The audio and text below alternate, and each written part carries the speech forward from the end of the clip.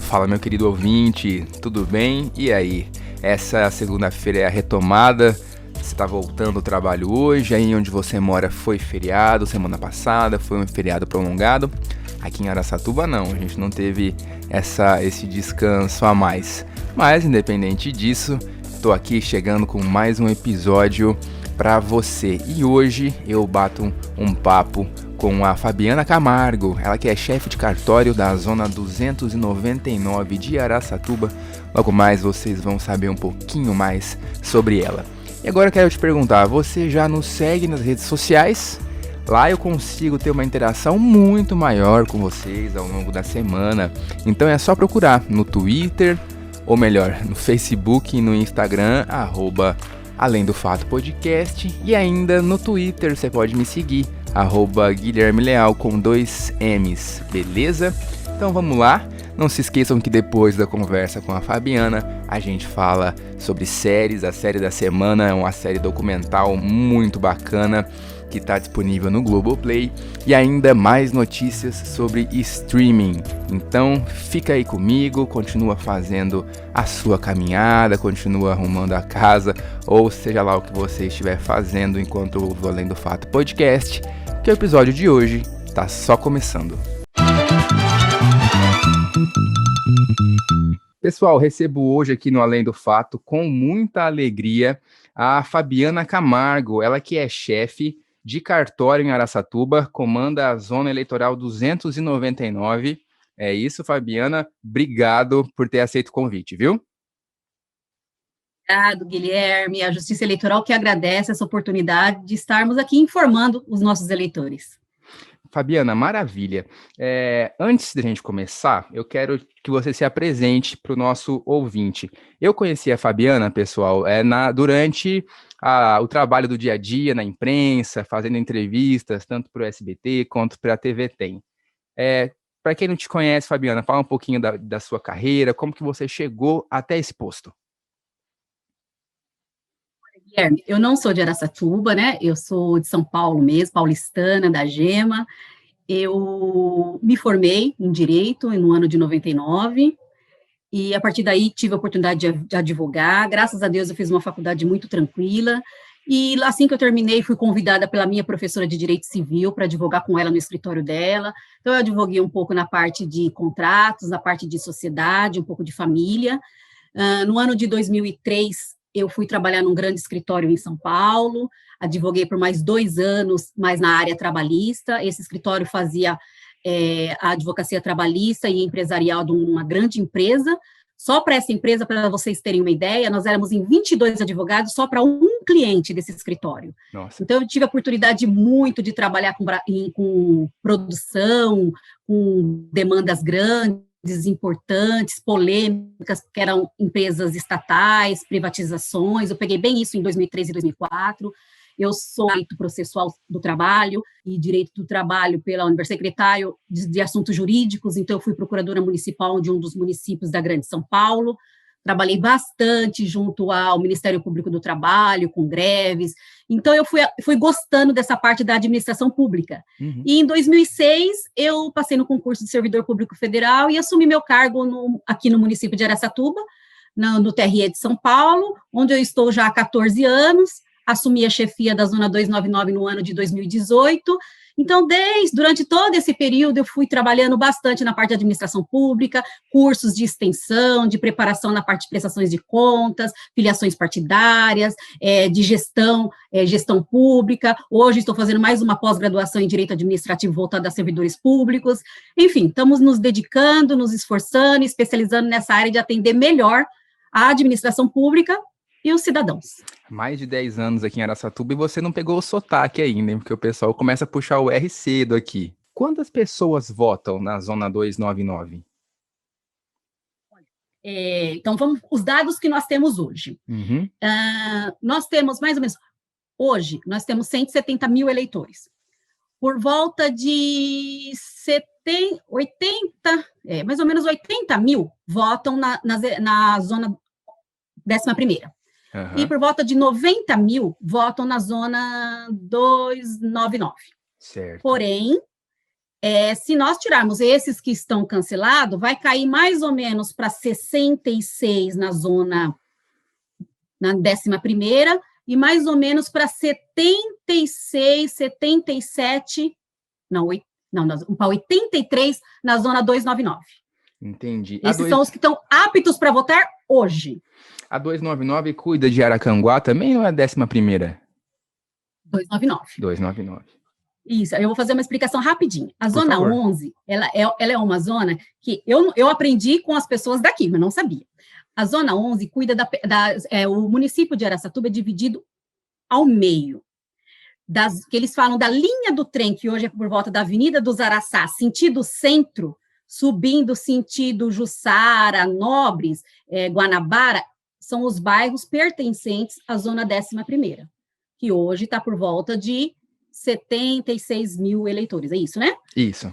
Agora, a Zona 299 é o que eles falam da linha do trem, sentido Santana. Aí é Santana, Presidente, aí vai embora, nós vamos até Aracanguá, que hoje nós estamos por volta de 90 mil eleitores. E aí nós temos todos esses bairros. Por que a Zona 299 acaba sendo maior? Porque ela pega a maioria dos bairros novos, e os bairros populosos, que estão crescendo, né? Mais populosos, onde tem a população maior de Araçatuba, porque a Zona 11 pega bairros mais tradicionais, a região mais centrada, e os bairros onde são os bairros novos, onde estão abrindo os conjuntos habitacionais, onde estão abrindo os grandes condomínios, são os bairros da Zona 299. Explica um pouquinho para a gente, então, de maneira ampla, o que é a justiça eleitoral, que a gente só ouve falar na maioria das vezes a cada 2 anos? Então, é importante que os cidadãos, os eleitores, entendam que a justiça eleitoral é um órgão federal, porém ele é um órgão que atende a população. Então, ele é um órgão que ele emite, sim, um documento, mas não é só isso, né? Ele é responsável pela nossa maior festa democrática, que são as eleições. Então, nós temos o serviço de preparar as eleições a cada 2 anos, as eleições nacionais num ano, aqui 2 anos as eleições municipais, e nesse período também nós temos o trabalho de tirar o título de eleitor, da cidadania, né, que a gente fala de tornar cidadão as pessoas daquele município, mas também nós somos responsáveis por prestações de contas, nós temos aquela ligação com partidos, nós cuidamos também a gente acaba cuidando dessa parte todinha dos direitos partidários, fundos partidários, e as eleições, elas não são somente aquilo de tirar o título e votar, é toda uma preparação durante um ano. O ano eleitoral, para nós, começa um ano antes mesmo. E o cartório eleitoral de Araçatuba começa hoje a preparação das urnas para as eleições do próximo dia 15. A repórter Priscila Andrade volta a falar com a gente. Priscila, o que está sendo feito exatamente, hein? Oi de novo. Oi de novo, vem cá que eu te mostro. Tá vendo esse trabalho aqui do pessoal? O pessoal está se dedicando aqui. Está focado em fazer a preparação das 418 urnas.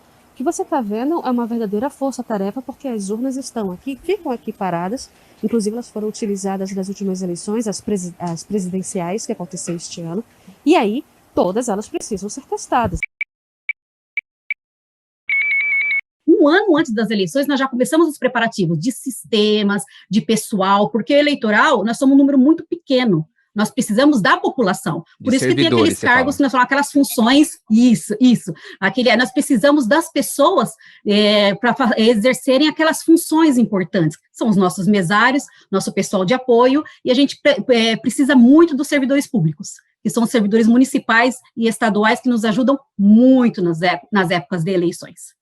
E esses voluntários, fazendo um parênteses, são muito importantes mesmo, e eles fazem isso de coração na maior parte do tempo. Você deve ter tomado conhecimento do caso de Botucatu, em que a Justiça Eleitoral ajudou em toda a logística para que a cidade se vacinasse. Eu achei incrível, né, a capilaridade dessa ação, né, da Justiça.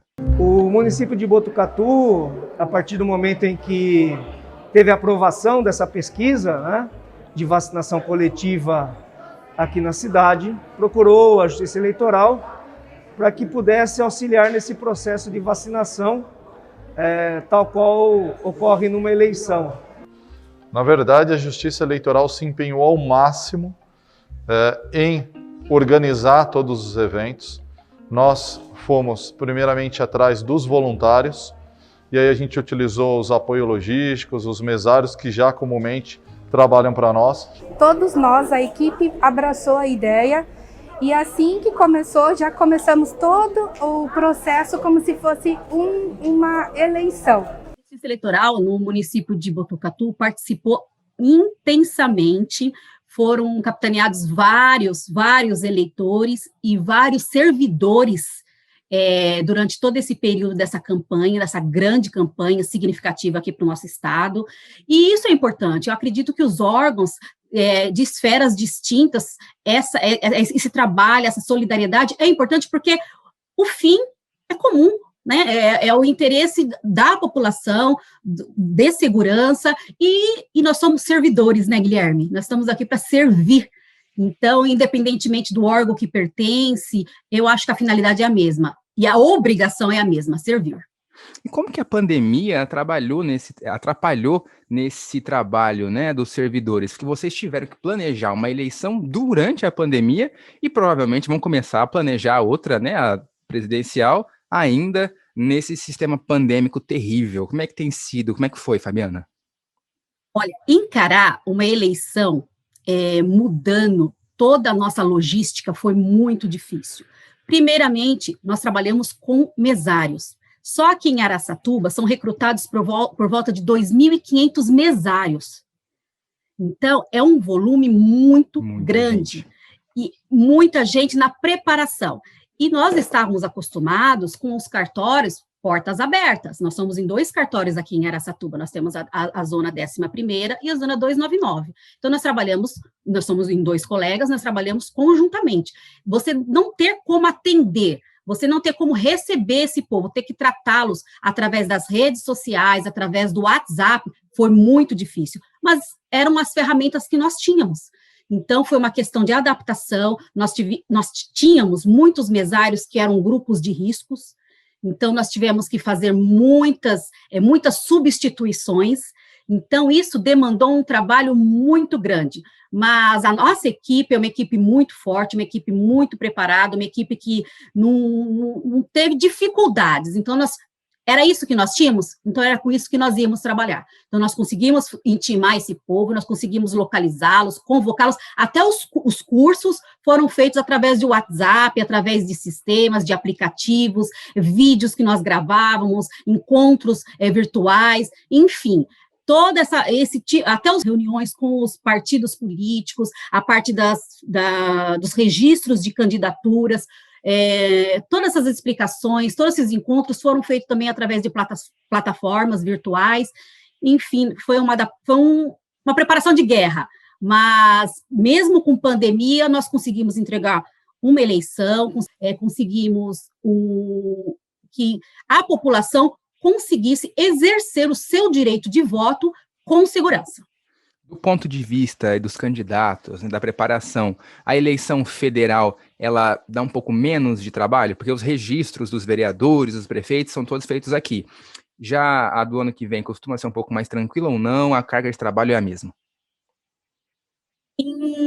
Na questão de logística, locais de votação, preparação das urnas, as nacionais costumam dar um pouquinho mais de trabalho, porque elas são, na maioria das vezes, 2 turnos. Uhum. Então, a gente repete esse trabalho, os mesários costumam trabalhar primeiro e segundo turno, então tem a convocação de primeiro turno, tem a convocação de segundo turno, então tem a parte dos policiais, da segurança das escolas, aquela inseminação das urnas 2 vezes. Porém, quanto às eleições municipais, elas costumam dar mais trabalhos, porque vai ter os registros, as prestações de contas e os processos. As representações, denúncias, direito de voto, direito de resposta, então, elas costumam ser mais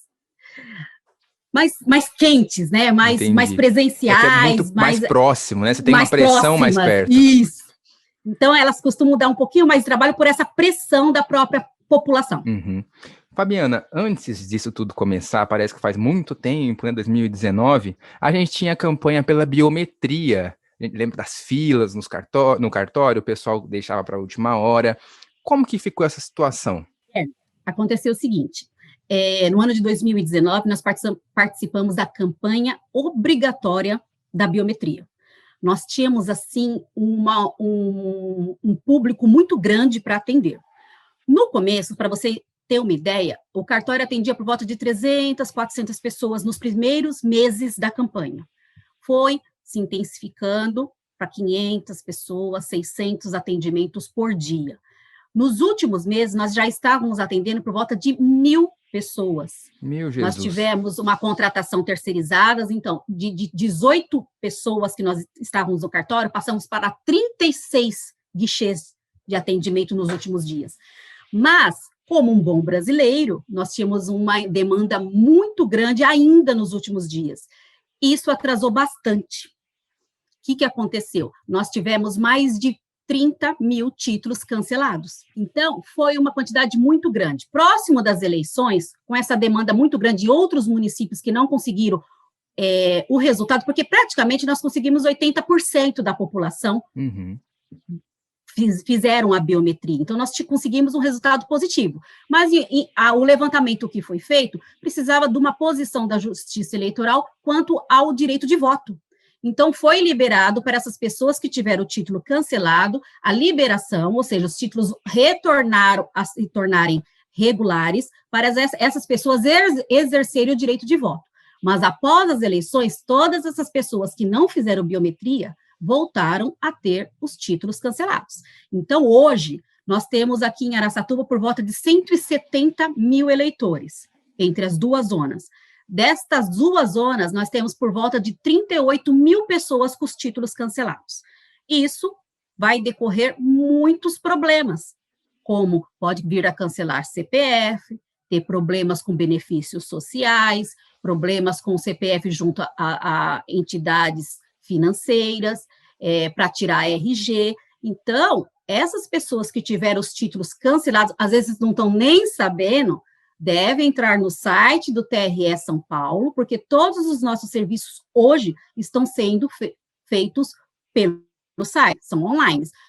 Nós estamos com o atendimento presencial suspenso, porém, o eleitor pode entrar no site do TRE, ele vai conseguir emitir a sua multa, vai conseguir efetuar os seus pagamentos das suas multas, vai conseguir tirar o seu primeiro título, vai conseguir verificar o seu local de votação, além do aplicativo e-título também, que assim que a pessoa consegue fazer a sua revisão ou tirar seu título, após o processamento do sistema, ela já pode baixar o e-título e fica com o documento na forma digital.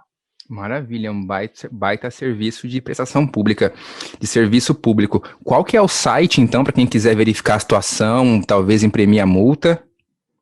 O site é www.tre-sp.jus.br. Fabiana, você falou aí que tem uma mobilização muito grande, né, quando a eleição vai acontecer, tem polícia militar, tem a guarda para resguardar, para dar segurança, né, ao processo eleitoral. Eu fui mesário uma vez, e eu lembro que no treinamento é nos explicado como é que funciona a tal da zerésima, né, que antes de começar a urna, é impressa essa zerésima. Você pode explicar um pouco para a gente sobre isso? O que acontece? As urnas, elas são preparadas na semana das eleições. Uma semana antes, a gente vem pelo sistema, a parte dos dos eleitores daquela sessão, os candidatos, a gente prepara, é uma inseminação na urna. A gente faz toda a preparação e a lacração. Isso é fiscalizado pelos partidos políticos, pela OAB, e também isso é feito também auditorias públicas, com o Ministério Público e outras autoridades também da cidade. Após a lacração das urnas, elas são guardadas no cartório e de lá elas são entregues nos locais de votação. Quando elas chegam nos locais de votação, sempre fica um policial militar ou a guarda municipal, que faz a guarda que faz a segurança da urna e dos materiais das eleições naquelas 24 horas. Os mesários irão chegar no outro dia cedo. Quando eles chegarem, a sala vai estar montada, porém a urna ela vai estar desligada. Quando você faz a primeira ligação da urna no dia da eleição, aquela urna, ela vai ficar na primeira página, que é a zerésima. O que é a zerésima? A zerésima é um documento que vai comprovar que não tem nenhum voto, que não tem nada anotado naquela urna para aquelas eleições. Então, os mesários, quando chegam, junto com os fiscais de partidos, eles emitem a zerésima. A zerésima vai sair toda zeradinha, constando que não tem nada naquela urna. Esse documento é assinado pelo presidente, pelos mesários, pelo secretário e pelos fiscais de partidos que acompanharem esse procedimento. Quem estiver ouvindo a gente deve ter reparado já, quando vai votar, que costumam ter algumas pessoas dos próprios partidos, né? Ou tá ali com broche, né? Ficam o dia todo. Eu me lembro, em 2018, pessoas costumam até ser voluntárias, né? Realmente para dar essa segurança, né? Essa certificação. Você acredita que essa forma é segura? A população pode continuar confiando? Porque tem um movimento aí pedindo voto impresso, né? O que você acha disso? Olha, Guilherme, eu como servidora da Justiça Eleitoral, eu faço esse serviço praticamente há 15 anos, e nós estamos preparados todo ano com as novas tecnologias, nós estamos preparados para fazer um serviço sério. Olha, todo isso é minuciosamente conferido, e nós temos que passar isso, e esse sistema ele é lacrado, esse sistema ele é aprovado, são feitas audiências públicas em Brasília, em que os partidos políticos eles podem comparecer para poder fazer essa fiscalização, eles podem forçar essa verificação, e isso é tudo feito em audiência, isso é tudo registrado. Quando chega esse sistema para nós, esse sistema praticamente ele é todo criptografado, então, quer dizer, eu não tenho acesso ao sistema, ele já chega para mim em forma de mídia, a gente só simplesmente grava e já faz toda a inseminação. Então, todo esse trabalho que é feito no cartório eleitoral, eu posso afirmar que é um trabalho seguro, é um trabalho digno e é um trabalho responsável. E essa parte da fiscalização, ela é aberta para entidades que têm como fazer isso. Os partidos políticos, eles podem comparecer, eles comparecem a essa auditoria, eles verificam em loco como é que funciona, desde a aprovação do sistema, desde a implantação.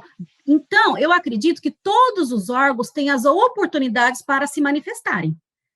Então, e nessas oportunidades legais, essas oportunidades públicas, nunca tivemos nenhum problema com esses órgãos. Então, eu acredito que a população deva sim confiar, porque os partidos políticos, as pessoas, essas entidades, elas têm a oportunidade, o momento correto para impugnar qualquer tipo de ação que eles acham que não está correto.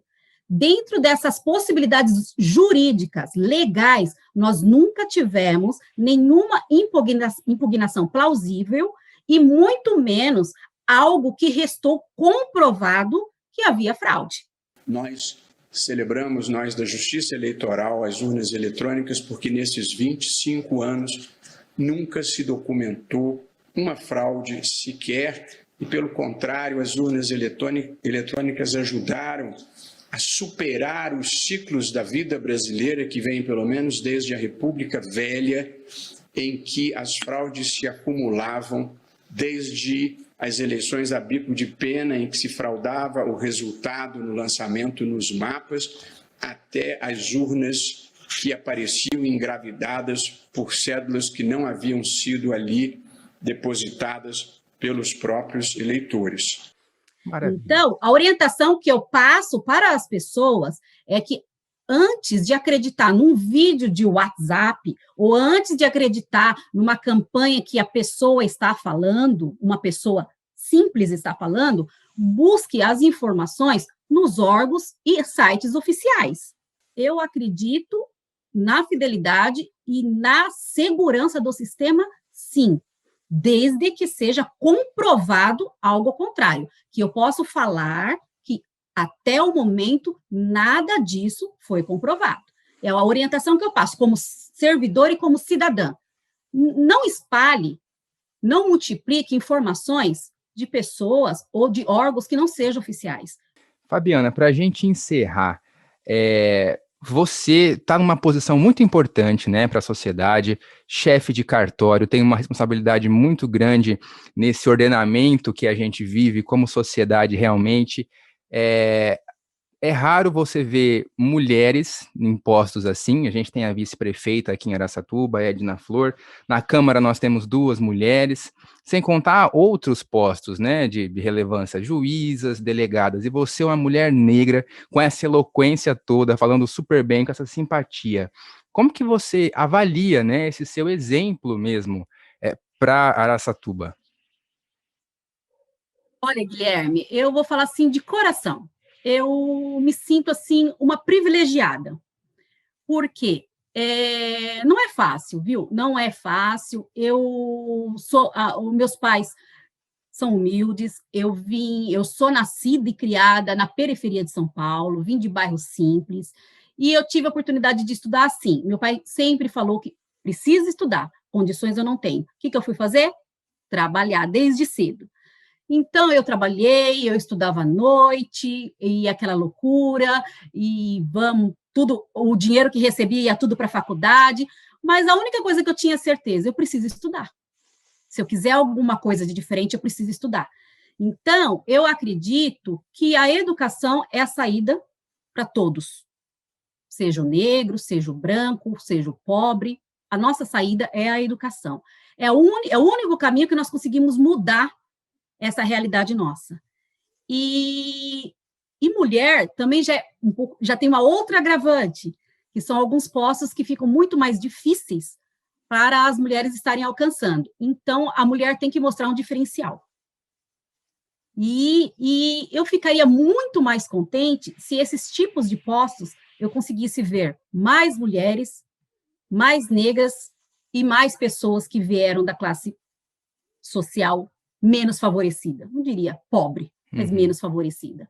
E é isso, eu acredito que eu não estou aqui à toa, eu preciso ocupar esse cargo, não é nada de diferente, mas é uma situação que a gente consegue uma visibilidade social.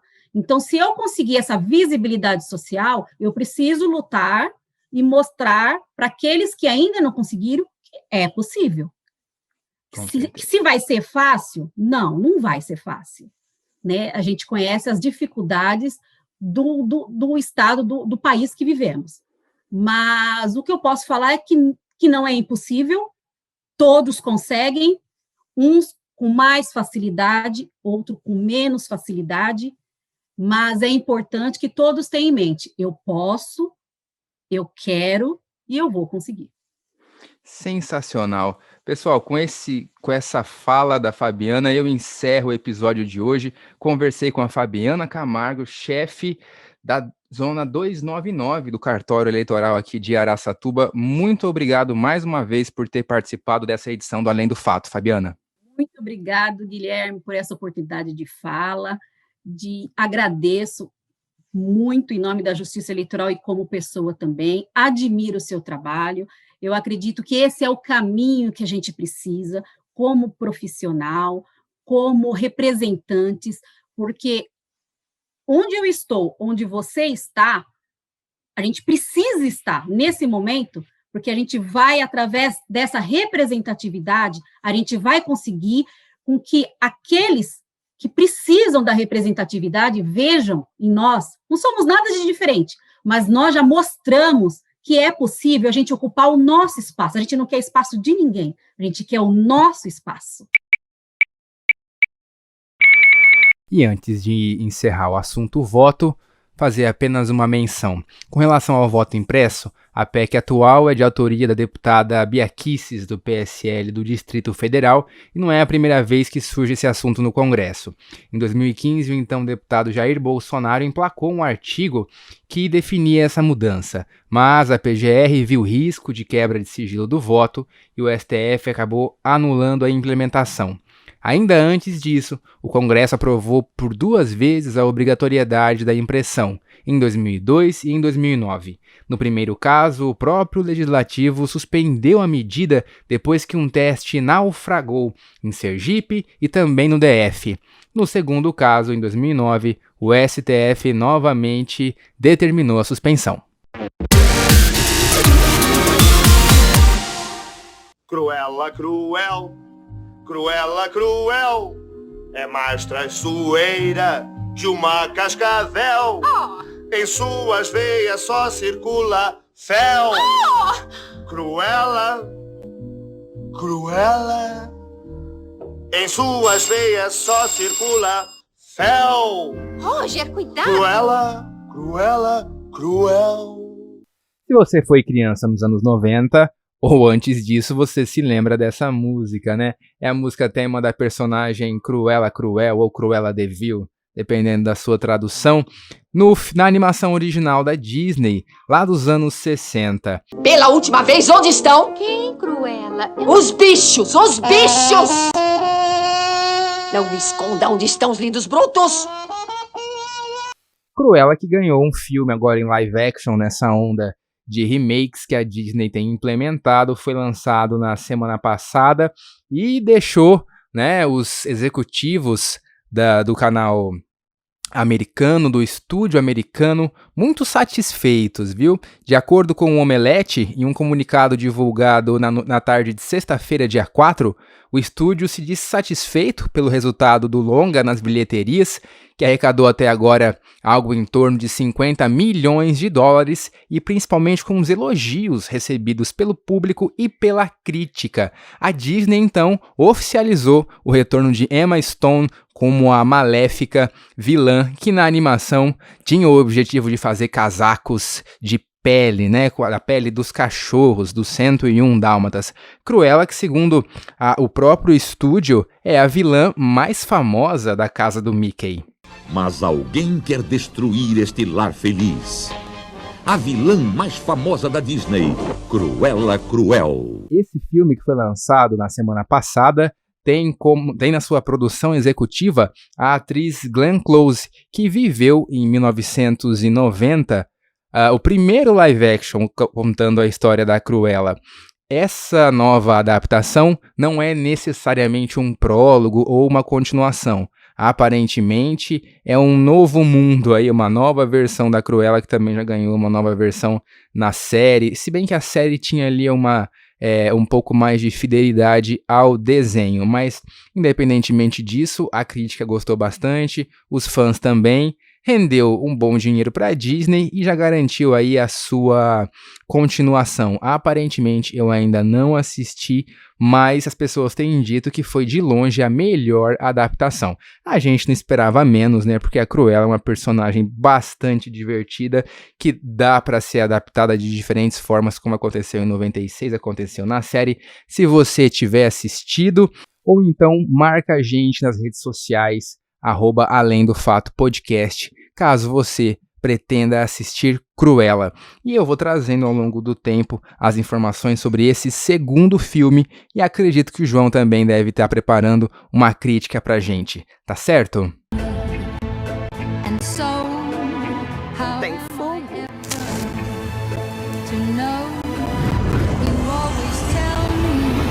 Pegue-a. Sem criar tumulto, dona. É só isso que eu quero. Gostaria de lembrá-los que estou fazendo isso de salto. Qual é seu nome? Cruella.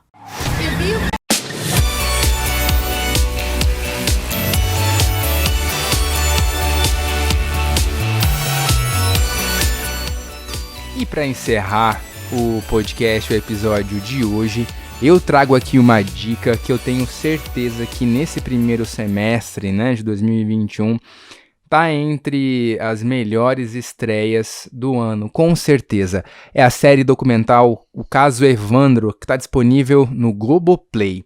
É uma série baseada em fatos reais, a história em si é muito triste. Vamos entender um pouquinho sobre isso. O caso aconteceu em 1992 e trata do desaparecimento e do assassinato do garoto Evandro na cidade de Guaratuba, que fica no interior do Paraná. Muitos elementos, na verdade, acabam fazendo com que essa série ganhe trechos, né, e ganhe forma de narrativa, como religião, satanismo, política, bruxaria, briga de família, tem de tudo na série. Finalmente foi desvendado o mistério da morte do menino Evandro. Quem pegou foi a Celina e a Beatriz Abage. São 7 episódios no total, eu já assisti 5 e posso garantir a vocês que é uma produção muito bem feita e a gente fica até feliz, né, de ver algo que foi feito assim, com tanta qualidade aqui no Brasil pelos nossos profissionais que nós sabemos que são excelentes. O caso Evandro nasceu de um podcast sobre esse caso, o podcast de autoria do jornalista Ivan Mizanzuki, que participa da série. A série não tem um grande narrador, mas o Ivan faz essa costura ali ao longo dos episódios. Foram vários julgamentos, pelo menos 3 que eu me lembro agora. E o enredo vai nos mostrando essas reviravoltas. Eles usam de simulação de alguns fatos, mas não existe aquela pegada linha direta, lembra? Aquela dramatização com atores, aquela coisa com diálogos, enfim, isso não existe. A dramatização existe com os atores de costas, só para dar realmente uma ideia de como aconteceu. Até porque esse caso tem muitas imagens da época. E esse eu acho que é mais um ponto forte dessa série. Eles entrevistam os jornalistas, a Dulcinea Novaes da Globo, por exemplo, repórteres de jornais impressos, Ratinho aparece, Alborguete, né, que era a imprensa do Paraná naquela época. Outra coisa que me chamou a atenção foi o depoimento das Abage, que são indicadas inicialmente como as mandantes do crime. A Beatriz, minha filha, ela frequentava o centro do Oswaldo. Ela é metida espiritualista, espírita, sei lá o quê, foi criada na religião católica, foi batizada, foi crismada, mas resolveu seguir outra religião e quem sou eu para impedir. Aí teve uma ocasião que ela foi, meu marido fazia tudo que os filhos quisessem. Se eles dissessem, deite no chão que eu quero andar em cima de você, ele fazia. Esse trabalho, assim, o Oswaldo falou para mim, leu o bus, falou que a serraria estava indo mal e que precisava fazer um trabalho para proteção. Quem solicitou esse trabalho para você? Joguei bus da Saúde da Bage que me pediu para fazer. Não foi a Celina nem a Beatriz que pediram?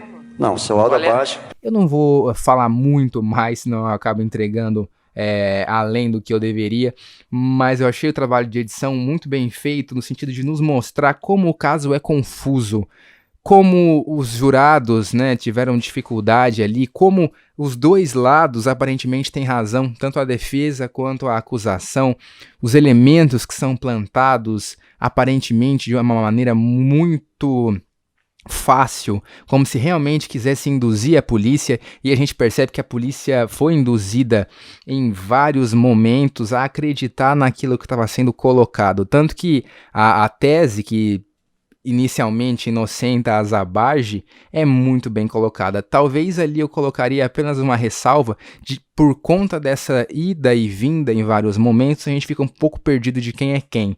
Acho que faltou a edição colocar ali o nome, relacionando um pouco mais as pessoas mais vezes. Mas isso não é um demérito, de modo algum. O caso Evandro é uma excelente opção de um produto nacional que está disponível no Globoplay, que, repito, ela surgiu depois do podcast, né, do Ivan Mizanzuki, que está disponível nas plataformas de áudio. Quem quiser pode ouvir, e eu pretendo fazer isso depois de esgotar a série. A série tem 7 episódios, então tá aí o caso Evandro, uma excelente opção para quem gosta de série que envolve pesquisa, investigação policial. Por mais triste que seja a história, é uma produção muito bem feita, uma produção nacional. Eu quero apresentar para vocês Diógenes Caetano, que foi o grande responsável pela elucidação deste caso. Não sei nem por onde começar. Não houve prisão, houve sequestro. Por que eu assinei essa confissão?